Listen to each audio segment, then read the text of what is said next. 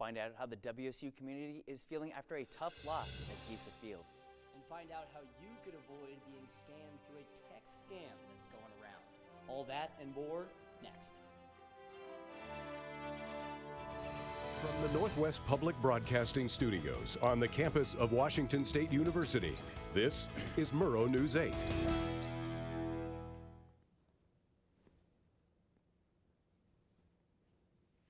Welcome back, everyone, and happy Monday. I'm Brendan Jin. And I'm Austin Samuels. Murrow News 8 starts now. Before we get into today's show, let's take a look at today's beautiful fall weather. So, Austin, what do you think about it? Well, it is some nice weather outside, but let's look around campus. You know, here's Thompson Flats, some good, nice fall weather, a little sunny today on campus. But coming up next,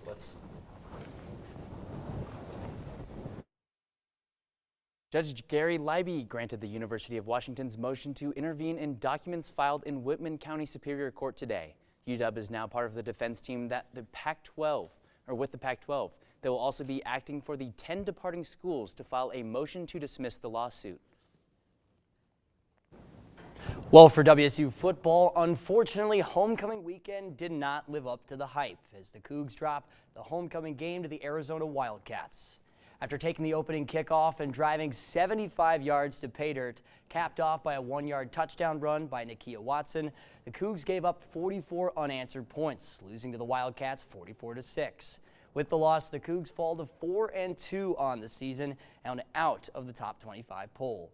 WSU will face the Oregon Ducks next Saturday in Eugene. After yet another loss, our reporter Ethan Kramer went out to gauge Cougar football fans' thoughts. After losing 44-6, Coug fans had a simple answer for how they felt. I feel really disappointed, honestly. Disappointed the last couple of weeks. Have been disappointing to say the least. It hurts that we lost 2 in a row. But even with the loss, Coug fans are still optimistic. Hopeful for the next couple. We got a big game this week. So. A lot of good stuff from Cam the first 3 games, and I think we ride with who got us here. It's still been fun watching, and hopefully turn it around and get a lot more wins under our belt. Though it was a tough weekend for WSU football, Cougar volleyball continued their winning ways, sweeping both Utah and Colorado in Bowler Gym. On Friday, the Cougs knocked off the Utah Utes in 3 sets and had an absurd hitting percentage of .402 as a team. Then on Sunday, the Cougs swept the Colorado Buffaloes in 3 sets, while senior Pia Timmer led the way with 17 kills.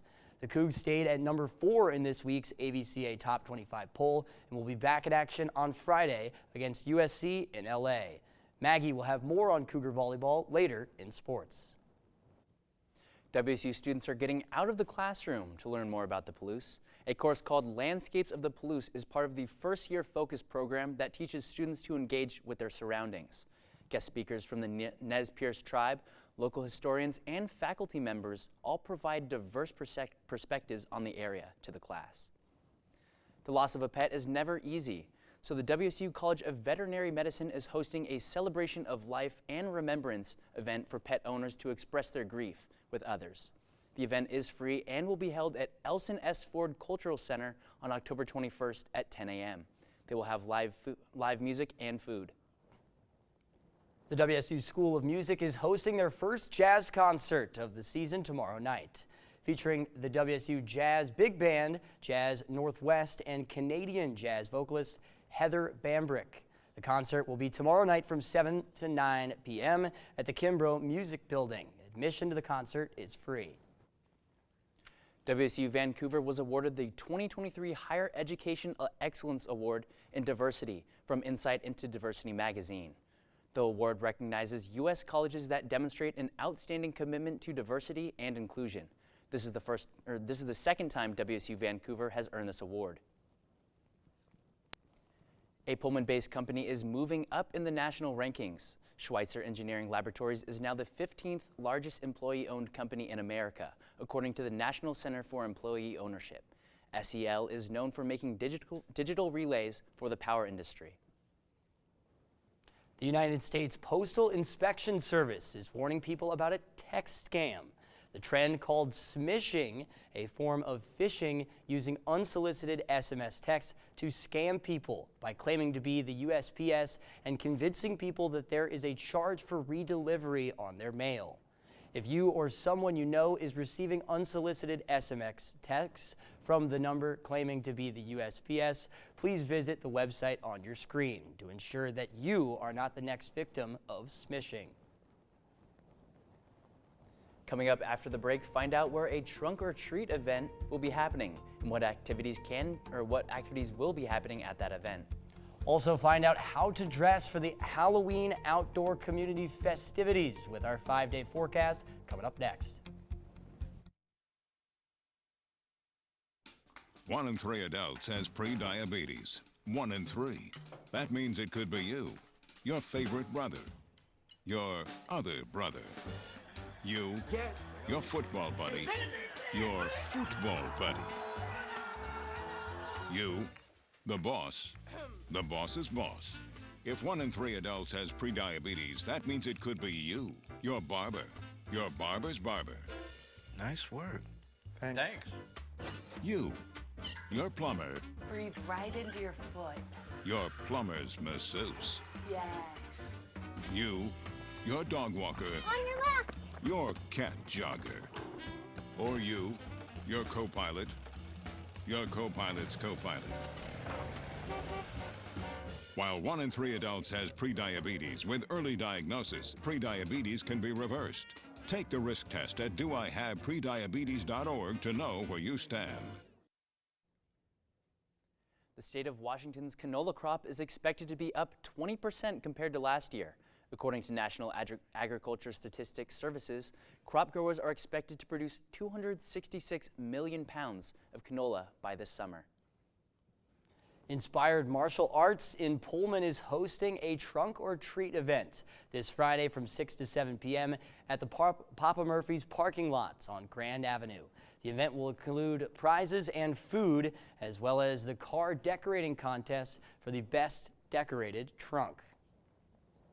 Well, Austin, we've seen today's fall weather is nice, but will the community see this nice fall weather at this week's trunk or treat? I sure hope so. Ethan, how's the weather going to look the rest of the week? Well, thanks, Brendan. Thanks, Austin. Yeah, no, the weather, it's looking pretty good for the week as we'll take a look ahead eventually. But today, 68 degrees in the low and mid 50s as we move later into the evening. It's a bit cloudy, but right now is what we don't have up there is it's raining right now. So if you're outside, make sure to get inside, get a jacket on as it's a little bit chilly. But let's take a look at tomorrow as well. It's going to drop a little bit in temperatures into the 60s and into the mid 40s. So a little bit, and the weather's going to stay the same, and you're going to have winds up into 10 miles an hour and gusts around 15 to 20 miles an hour. So when you're heading out the door tomorrow morning, make sure you have a jacket on as you're going to feel those winds in the early part of the day. But let's take a look around the state. Let's start over on the western side of the state. They're hoping for the rain to go away as they have seen that trend continue. I mean, all the time. It's always raining over on the west side. As we take a look in the middle of the state, what's pretty rare is the rain in Yakima and the Tri-Cities, but that trend has been continuing all day as they've seen a lot of downpour throughout the state. And then let's take a look over on the eastern side of the state, Spokane, Pullman, nicer weather, a little bit warmer, but haven't seen any of that rain. But we just, as I said, in Pullman, Spokane is avoiding that of right now. But let's take a look at our 5-day forecast. Tuesday tomorrow in the mid 60s, but then the weather warms up as we move later into the week as the it's just going to be great. Mid 70s and the high 70s, which is rare. About this time of year last year, we saw some snow on the ground, so it's pretty great to be seeing 75, 76 throughout the week, which is awesome to see the soccer game this weekend, which will be a great way to go out there and enjoy that with some shorts, a t-shirt on, which will be great, especially the trunk or treat event. It'll be in the 70s on Friday, in the 70s on Friday, which will be a great way to start your weekend. Thank you so much, and back to you guys over at the desk. Thanks, Ethan. Sounds like some nice weather coming up. So coming up next, find out how Jen Greeny has been digging up history on the volleyball court and killing it. And you don't want to miss this week's Cougar Sports Outlook of all the Cougar game days and times this week, coming up after the break.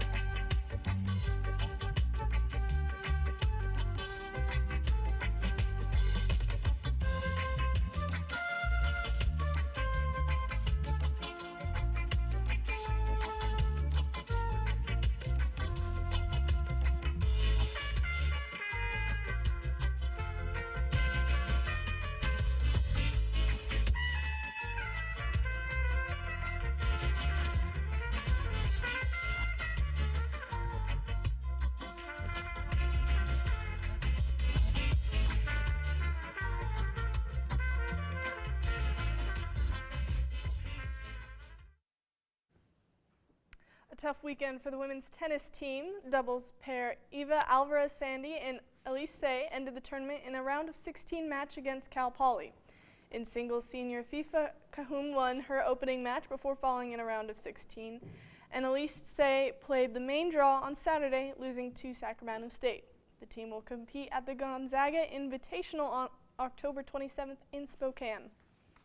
WSU men's golf will wrap up their fall season this week at the Stockton, California Pacific Invitational today through Wednesday. This is the third week of tournaments for the Cougs. And WSU volleyball has been killing it on the court. They are staying at the number 4 ranking for the third week in a row. Head coach Jen Greeny has been working tirelessly with the team and is looking to break individual and team records. Of the team, Greeny said, "We have so many people coming back for their 5th year, just the experience of the team. It's almost like they are coaches on the floor already. They know what we want." The team is fighting to get a national championship, and after beating teams like Baylor and Texas, the Cougs are on the road to success. It's been a busy week for the Cougs. If you take a look at your screen, we've got the full schedule of Cougar sports this week. Some matchups to look out for are on Thursday, soccer will take on Colorado at home. Volleyball will head to USC on Friday. And on Saturday, football will take on the Oregon Ducks. And on Sunday, volleyball will play UCLA and soccer will play Utah. The Seahawks had a tough loss to the Bengals yesterday. The Bengals scored touchdowns on each of its first 2 possessions. They took a lead that the Seahawks couldn't keep up with, leading to a 17-13 loss for the Seahawks. Thank you for sports, Maggie. Well, are you ready for it? Find out how Taylor Swift is dominating the box office after the break.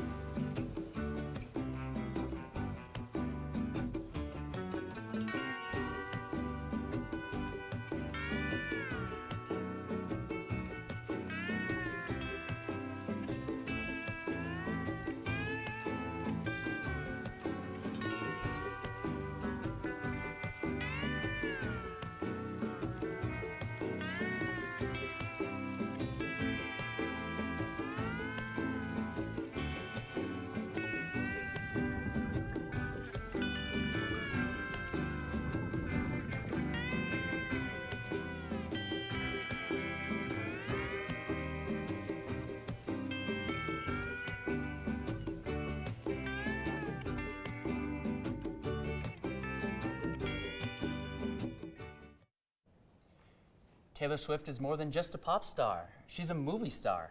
Her concert film called Taylor Swift: The Eras Tour brought in over $96 million in the opening weekend. It is also number 1 in the box office in the United Kingdom, Mexico, Australia, and Germany. So, do you guys like Taylor Swift music?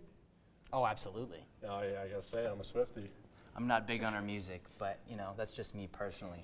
But thank you everyone for tuning in, and that's all we have for today. You can check out any of our last updates on Murrow News 8 on our YouTube, and make sure to check out our social media. Have a good night.